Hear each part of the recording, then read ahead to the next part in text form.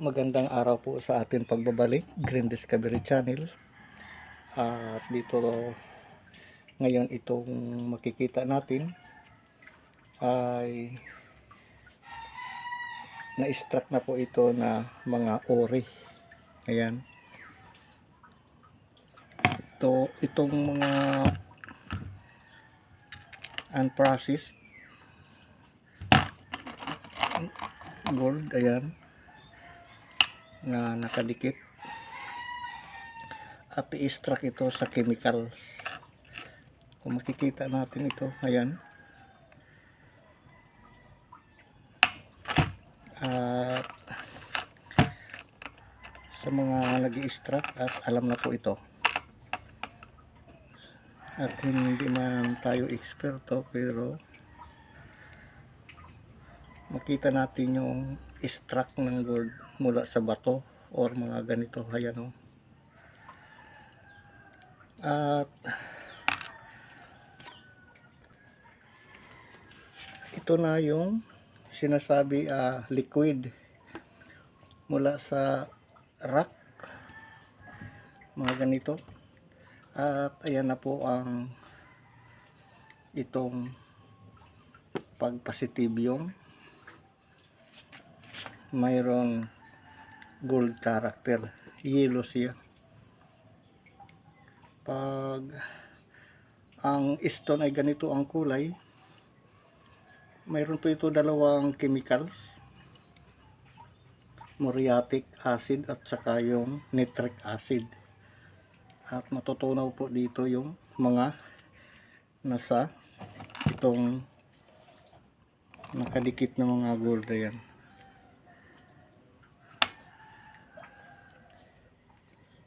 Sa pag going to liquid, kailangan po dito ay yung maging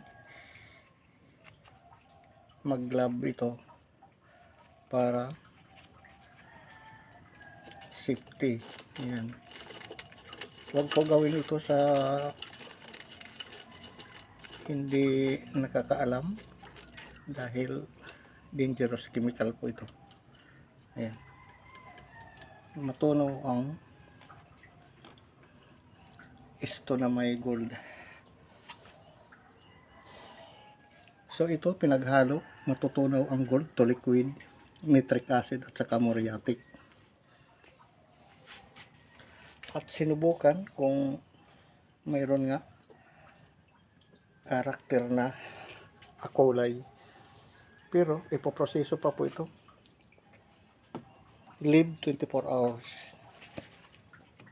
So ngayon subukan natin itong isa nga mayroon pa. Ayan, ilalagay natin kung ano ang reaksyon. After a few minutes, bubula po yan sa lakas ng chemicals. Ayan, antayin lang natin. Pag marami talaga on the spot na paglagay, ay bumubula yun at saka nagpo-produce yan ng singaw na hindi maano yung amoy. Kailangan nakagasmas po dito para hindi malanghap yung chemicals. Dagdagan pa natin, mayroon pa dito isa. Ayan, ilagay natin ulit.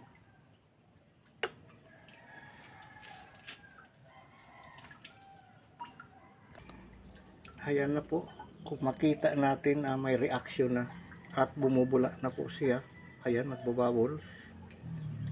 Yung hinulog natin na maliliit na pieces kanina sa marami ay kumukulo po yan. Pag ayan siya, kumukulo siya dahil sa tinutunaw niya yung ini-extract yung ori gold sa stone.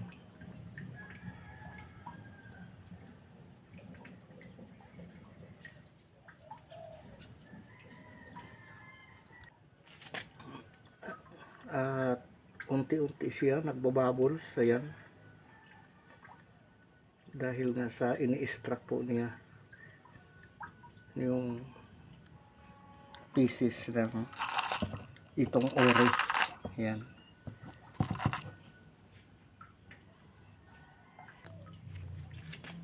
At yan lang po. At nakita natin yung liquid gold. Ayan.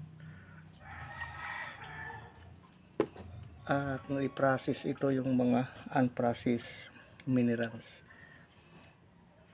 Sa susunod naman muli natin pagbabalik. At huwag po makalimot mag-subscribe sa ating channel Green Discovery. Bye-bye and maraming salamat sa panonood.